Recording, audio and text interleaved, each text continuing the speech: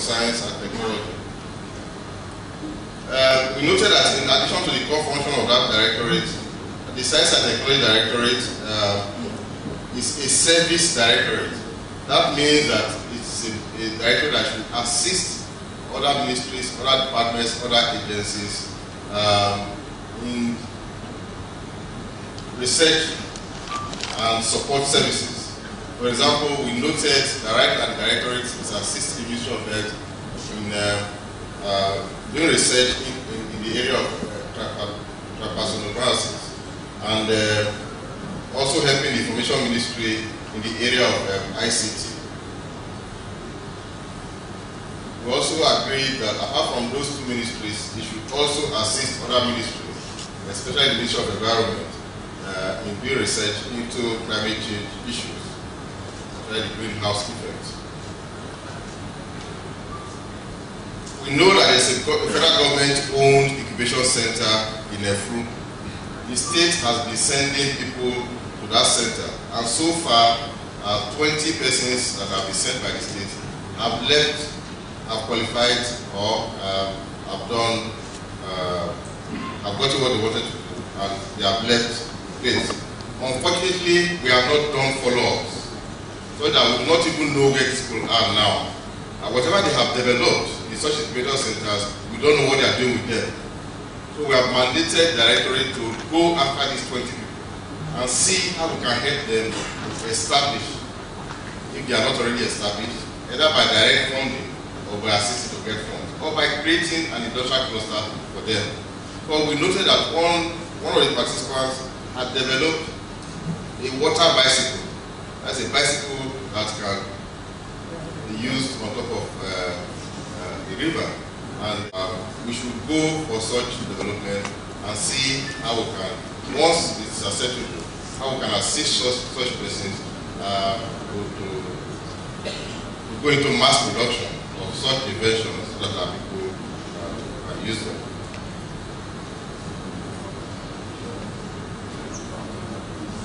And there was an extensive discussion on Project E-Delta, which I think that is where my community today is, Ministry of Finance is here. We noted that the infrastructure in Project E-Delta seemed to be failing.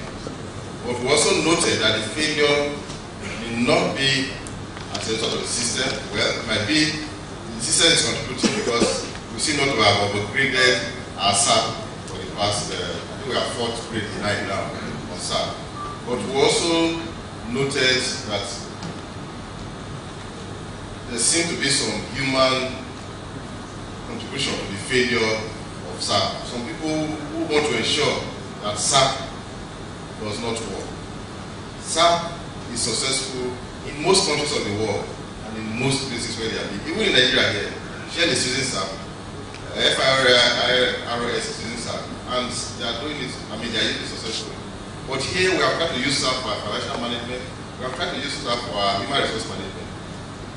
For the financial management, we've had a lot of challenges, even the payment of contractors, payment of salary. So, what we have agreed is that we need to call the SAP owners back, and the governor must take charge of rebuilding of SAP. And in taking that charge, anyone that puts his or her leg on the road to block the movement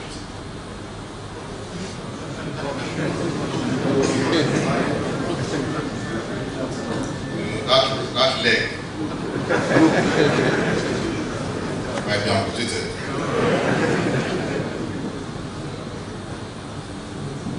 And that's also brought up the challenge we have with our salary, payment of salary. This state pays about 7 billion on salaries and pension every month. And we think it's one of the highest wage paying states in Nigeria. And 7 billion is a lot of money. But when we look at the numbers of staff we have and compare with some other states, the difference is not too much. But the difference in wages is so much.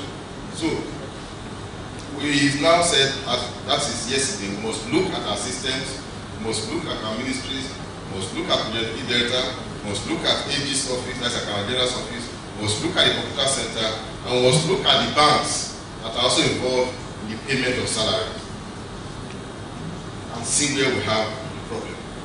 Because we obviously have a problem in our wage bill.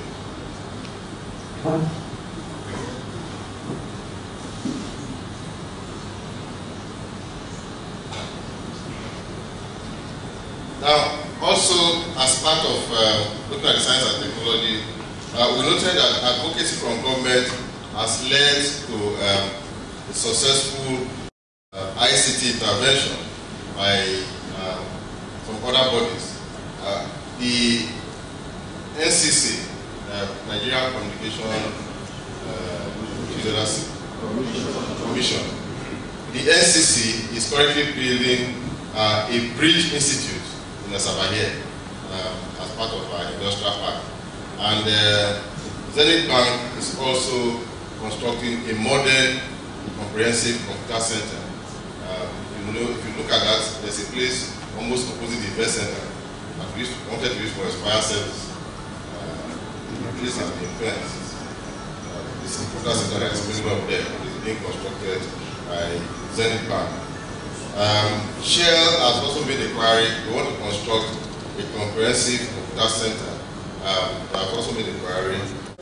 Then we also look at our ICT park, which has moved very slowly, even though there has been a lot of interest by related companies.